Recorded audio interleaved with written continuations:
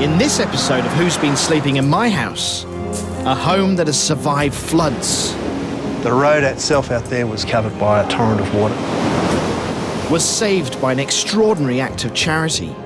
Oh, good old Toowoomba. What a wonderful thing to do. And may have been the site of a terrible crime. She had stolen her as a newborn from your house.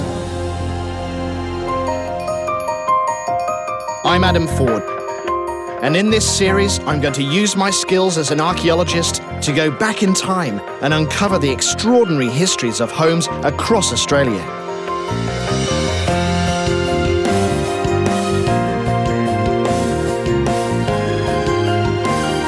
I'll unearth stories not recorded in the history books and answer the question, who's been sleeping in my house?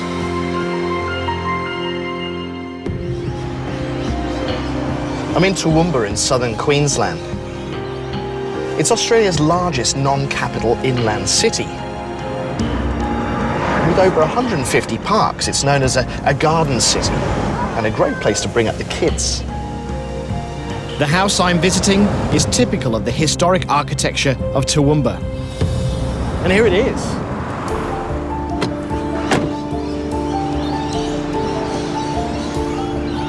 It's weatherboard, and it's very symmetrical across the front with this pyramidal roof.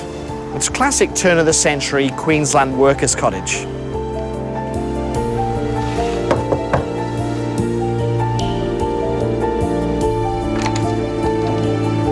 Tina. Hello. Adam. Hi. Adam. Greg, how are you? Very nice to meet you. What a beautiful house you've got. We love it. Love it. I've got to ask though, I've just seen the name of on the front here and I can't even pronounce it. Is it Culean or something? We've got no idea. You've got no idea what it is? Oh, or how we to don't know pronounce how it? to pronounce it. It's Culleen. And do you know what it means? It's Gaelic for Cullen. Oh, is- okay. Yeah. It was the guy who restored the house in the 80s. Yeah. His name was Cullen. Oh, okay. Well, that's a little puzzle for me to solve straight away. Former stud farm manager Greg Tilden and his wife Tina bought their modest home 8 years ago. I just liked it. It just grabbed me as soon as I drove past and said, yeah, this looks nice. The moment I walked in, I just knew that this was the house we were going to buy. We'd looked at a whole lot of them, and this was the place. It really had a warmth that just wrapped itself around us as soon as we walked through the door. So it just made us feel like that we were at home. But they're lucky the house is here at all. There were cars literally picked up like matchsticks, swept along by the floodwaters. There were people clinging to the light poles for their lives. There was people stranded on top of cars. Just incredible to think that in this city that could happen. In January 2011, the house found itself in the middle of some of the worst floods in Queensland's history. 3/4 of the state was declared a disaster zone. 29,000 properties were flooded and 33 people dead. The road itself out there was eventually covered by a torrent of water. It was just sneaking around under the gate. So close. And the house stood the test. Yep. Absolutely, yeah. We just stood here and watched the water all sheeting over They over built the them gutter. to last. They certainly did. They sure did. The house has been beautifully restored.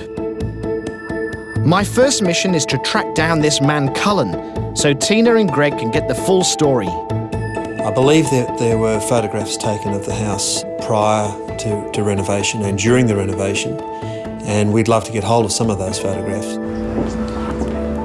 But it's the story of the house's early years that's really sparked the Tildens' curiosity.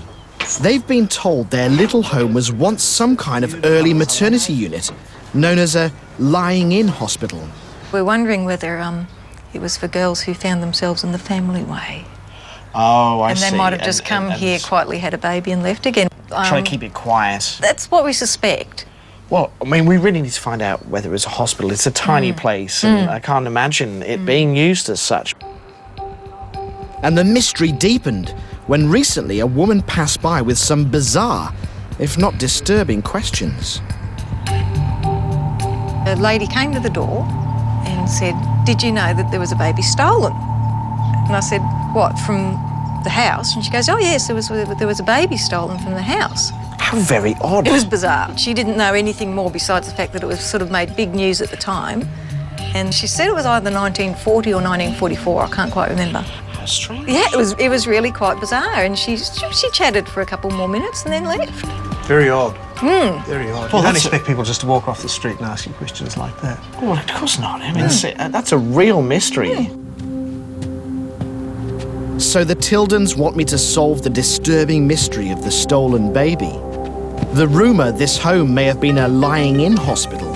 And I've got to find this man Cullen to unlock the stories of the house's recent past. We'd love to complete a picture of the house from start to finish. The history of the house is very important to us. Finish the jigsaw, because we really don't know enough about it. I'm going to start with the case of the stolen baby. I'm heading towards Toowoomba Library because I've heard they've got copies of local publications from the period when the baby was supposedly taken.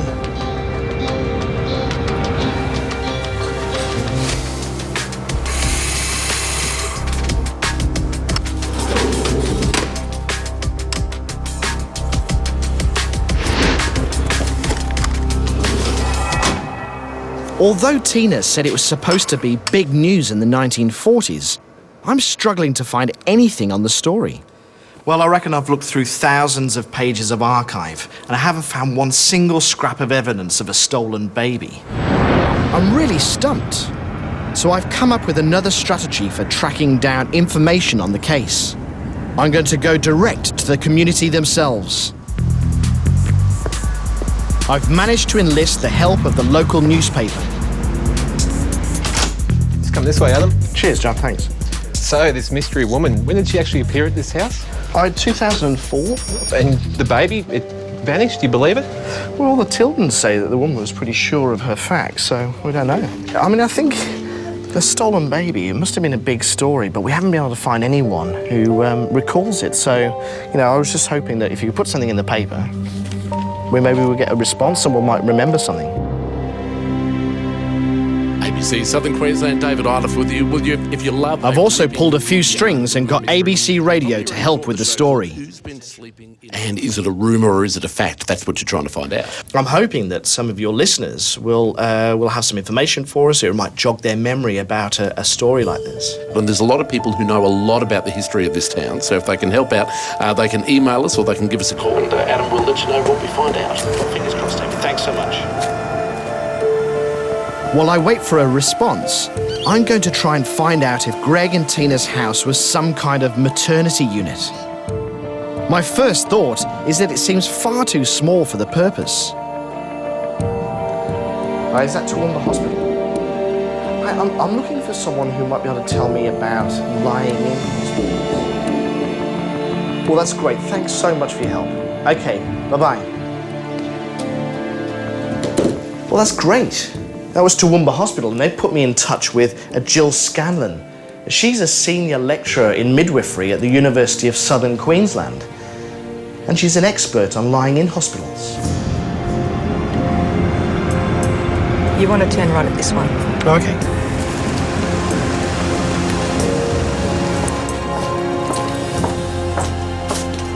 So, Jill, I think the first question we'd like to know the answer to is, what is a lying-in hospital? Well, a lying-in hospital is a place where women had their babies. They'd be confined. Women were considered to be depleted by the experience. They needed to rest. They had to lie in for up to 10 days. They didn't do very much at all. So this wouldn't have been for unmarried mothers necessarily? Oh no, lying in hospitals were actually quite a common thing to have. It was where women would go rather than have their babies at home, because having babies at home had all sorts of problems associated. They were often attended by women that didn't necessarily have any training, and we had a terrible problem with a high rate of maternal death and neonatal death. So it was thought better that women be in a more controlled type environment. So it's more conducive environment, you should say. Yeah, home-like, you know, just normal houses were used. Well, that really explains the space, doesn't it? I mean, that's something that struck me first, is that these were very small rooms, and just domestic rooms, but that fits. If you wanted to have your baby in a more home-like environment, That's right. then your house would be perfect for that, wouldn't it? Still be squeezy. Yeah, it would be squeezy, but that's cleared up a puzzle that we had. Was the scale of the place. Okay. Well, it's important to know that lying-in hospitals weren't specifically for unmarried mothers. Because if a baby was stolen from here, it's more than likely it wasn't up for adoption. These were ordinary mothers having their babies. The plot thickens. But I've still yet to prove that this building was a lying-in hospital. I'm going to see what local historical sources there are who might be able to help me get closer to an answer. And I'm in luck. Peter Cullen from the Toowoomba Historical Society has access to some fascinating research into the town's early maternity services. One of our members meticulously went through the records and discovered well over 100. 100? 100 of them. They ranged in size from one-rooms like that to rather large establishments such as the Toowoomba Lying-in Hospital, and a couple of them were in the same street as the Tildens. Oh, really? Yes. That's the house. Right. So Mrs. Lee. Yes, that's the name I need to remember. Mrs. Lee was a midwife, okay, so that fits with what Tina said. The nursery was in the left front room of the house. It ran between 1918 and 1940. 1940. Right, okay, well, this is brilliant, Peter. We had a strong suspicion that it was a hospital, but this is the proof. I'm starting to realise the significance of this little house. Possibly hundreds of babies gasped their first breaths here. But having solved one mystery, I'm about to be surprised by an extraordinary slice of luck on another. Peter, I noted your surname, Cullen. Now, are you by any chance related to the Cullen who renovated the house? Oh, yes, David's my son. Oh, really? Yes. Well, that's brilliant. And David has done a detailed history of the house when he lived there. Oh, that's great. And I'd be happy to give you his number. Fantastic, Peter. Thanks so much for that. It's an amazing coincidence. Hi, is that David Cullen? David, it's Adam Ford. How are you? By chance, I've stumbled across the man who restored Greg and Tina's house. He's agreed to visit and reveal the story of its renovation. But the stolen baby case is getting even more confusing. Tina said it occurred in the 1940s, but according to the record Peter showed me, the lying-in hospital was closed by the beginning of that decade. But I'm making progress elsewhere. I've received an email in response to my media appeals on the story. I've just heard from a woman who read the article in the Chronicle, and she claims to be the woman who came round the house and spoke to Tina and Greg about the stolen baby. A woman contacted us, and she claims to be the woman that came and saw you and told you the story. Right. Now, the story goes that one day a very distressed woman came to her and said that when her mother was dying, she confessed that she had stolen her as a newborn from your house. Wow. And that she wasn't her real mother. Oh, really? Wow. It's amazing. I know. It's a bit bleak, isn't it? Yeah. I don't know. I guess I thought that maybe the baby had been killed. So it's kind of not... It's a relief to know that. It's a relief to know that. Yeah. Because I think we thought that the baby might have been stolen and that it all sort of ended a bit badly. Yeah. But it was certainly ended badly for the mother that it was stolen from. Yeah. It is. Oh, it's awful. It's really tough. I mean, there's more to this story, clearly, and she said she may get back to us, so fingers crossed. It's a harrowing tale. But while we wait, I guess you'll know your way. I've got some good news for the Tildens. Got a bit of a surprise for you. Oh. Guys, this is David Cullen and his partner Dee, hi. and they're responsible for saving your beautiful house. Oh, wonderful. Wonderful. Oh, nice to meet you. Yes. How do you do? Hello. It's Tina, it's Greg. Hello. Oh, looks good, doesn't it? It does. And this was the outside of the house and happened to be the place where we got married, actually. That's right. Pretty much just there. That's right. But it was outside then. That's right. It was the garden in those days, yes. Well, how romantic. It was, actually. It was really a great position. I've asked David to bring the photos of the house's renovation that Tina and Greg have been keen to see. Now, don't be too shocked. It wasn't pretty. Wow. You can see the way that the roof is sagging. It is a bit wobbly, isn't it? Yes. The stumps were in a pretty poor condition. David, what drew you to this project? I'd always loved the symmetry of old Queenslanders.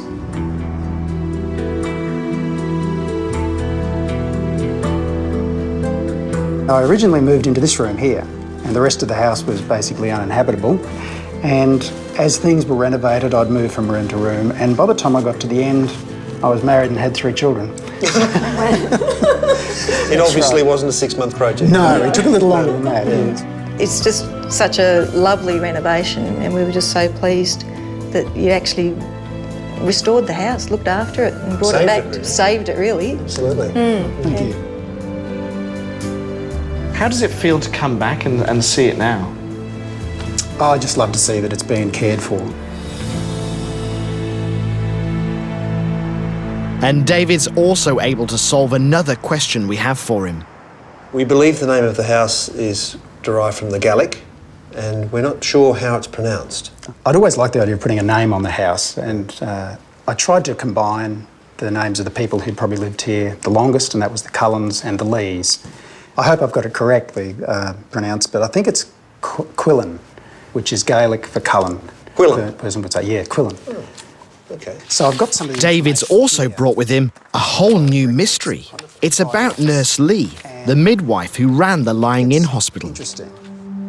So the house was sold on the 12th of December 1906, but it was actually held in trust for Mrs. Cecilia Anderson. Well, when does Cecilia Lee come on the scene? Well, that is her. Cecilia Anderson remarried and became Mrs. Cecilia Lee. Oh, okay. So it says it's held in trust by Edwin Godsall and Richard Albert Moore, Mayor and Police Magistrate. Well, that's really unusual, isn't it? Yes. There must have been some reason why it was thought to be more secure for her not to have direct access to the ownership. You'd wonder why that would be. Yes. Well, that's very strange.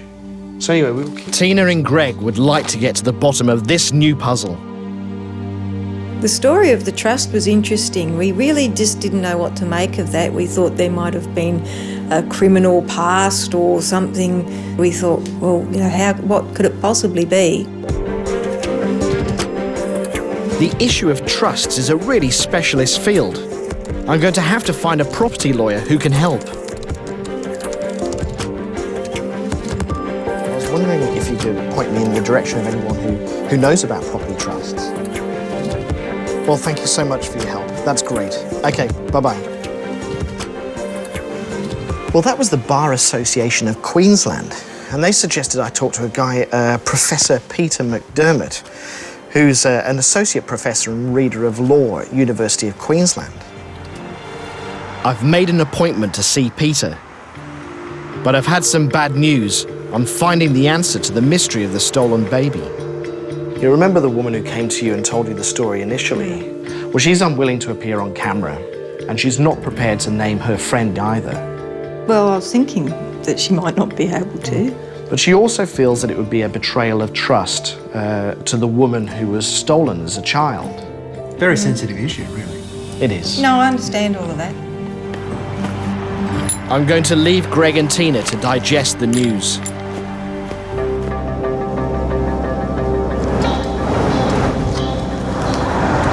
So I've taken the opportunity to go to Brisbane to see Professor McDermott. He's completed his research on the issue of the trust.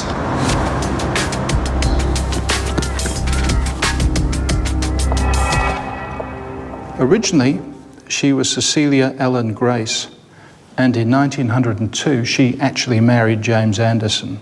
In 1906, James Anderson passed away. James Anderson had been a labourer. I don't think he would have had any assets. He left the widow as well as 2 children of the marriage. This wasn't an era where there was social security, so the future prospects of the family would have been very bleak. And it's very probable that concerned citizens would have got together, taken the hat around, and they would have had sufficient money to enable a house to be bought for the widow. Really? So the community got together and paid for the property so that it saved her future in it? Oh, they did. You could say it was an example of Christian charity. Of course. Really grateful for all your help on that. That's my pleasure.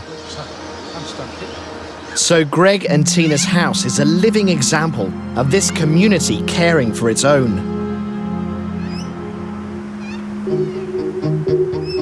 And there's more good news. I've received another response to my media appeal. It's from midwife Cecilia Lee's 3 granddaughters. Maybe they'll be able to help solve the stolen baby case. Tina, Greg, I've got some very special visitors for you. Guys, I'd like you to meet the granddaughters of our nurse Lee. Oh, Cecilia Lee.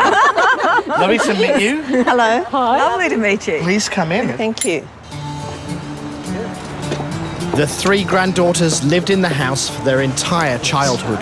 And then at Christmas time, we'd have cousins and neighbours down, and these 2 used to be up this big privet tree kissing boys, and I was down the bottom and they wouldn't let me come up. I don't remember that kissing boys. It was. Well, who was that kissing? Cousins. I wasn't allowed to come up, don't you remember? Yes, they do. They're feigning amnesia. No, but I wasn't kissing them. She was, I can tell you who too. No. Take a seat. The sisters have brought some photographs of their grandmother for the Tildens to see. Wow.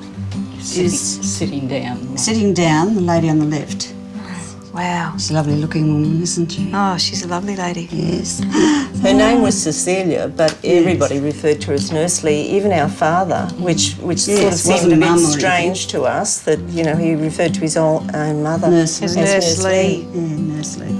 Like quite often the Victorian ladies looked a bit stoic and stern, but she looks really lovely. Yes, it's a nice photo, that one, isn't it? That's great. We never met her because Nurse Lee died in 1939, but the stories that we've been told, both by our father and other relatives, made us believe very much that she was a bit of a bossy boots, as a matron would be prone to be, but she was very caring and very much a feminist by the sounds of things, a woman ahead of her time, a career woman, a woman who sort of, you know, knew what she wanted. When I was the house is evoking strong memories for the sisters, so I wonder if they've heard of the stolen baby case. No. Well, we never ever heard it until we saw that in the paper. But it couldn't be because of the dates. What are the dates? Well, Nurse Lee died in 1939, and so it ceased being a hospital, obviously, before Nurse Lee died. Yes. So we're thinking if this occurred in the 40s, we would have been living here. I wonder where the story came from. Yeah, it doesn't make sense time-wise, and so maybe the dates are wrong, or maybe the actual place is wrong. Because there were other lie-in places up in around this area, so, you know. Perhaps a tragedy did take place here one fateful day 70 years ago. But it seems that the identity of the stolen baby, if it did happen, will forever remain a mystery.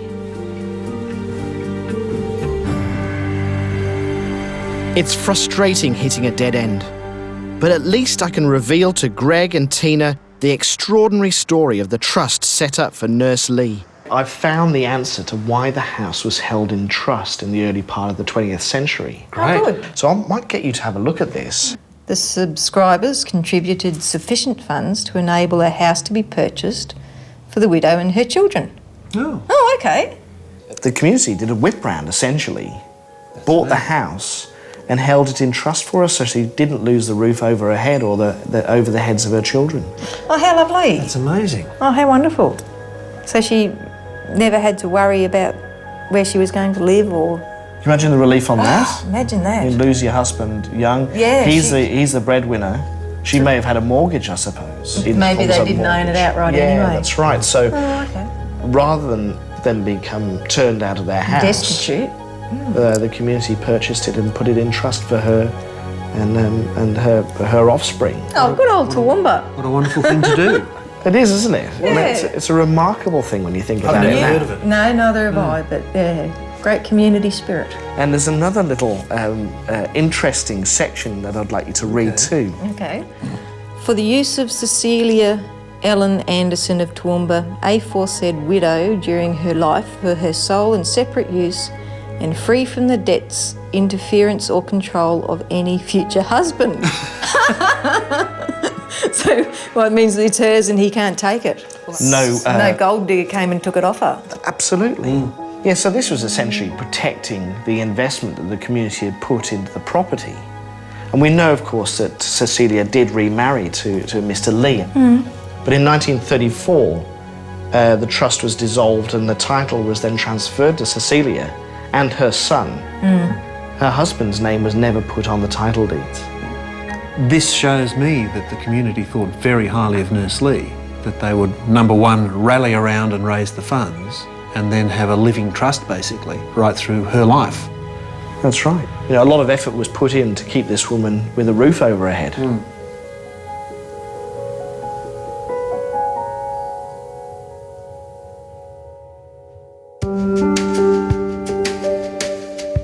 One of the reasons we decided to buy an old house was because we knew it would have a history.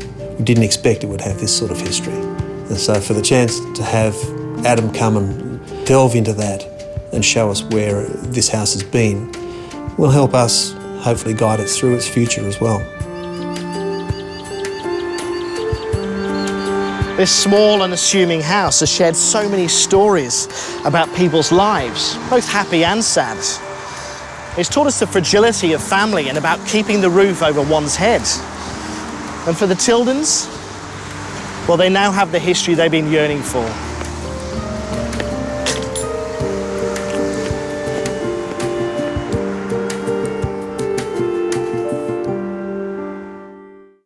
Next time on Who's Been Sleeping in My House, how did this home help to keep the peace during a lawless chapter in Australian history?